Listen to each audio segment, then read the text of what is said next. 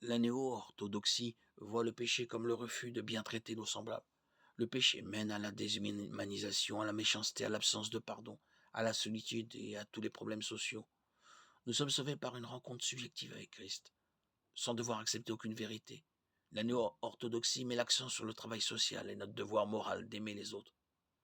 La néo-orthodoxie a influencé les branches moins conservatrices des églises presbytériennes et luthériennes américaines, ainsi que d'autres dénominations.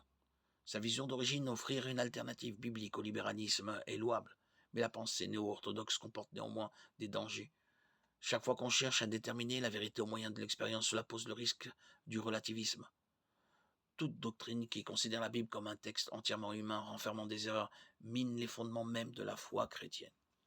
Nous ne pouvons pas avoir de rencontre transformatrice avec Jésus-Christ sans croire dans les faits présentés dans la Bible. Ainsi, la foi vient de ce qu'on entend, et ce qu'on entend vient de la parole de Dieu.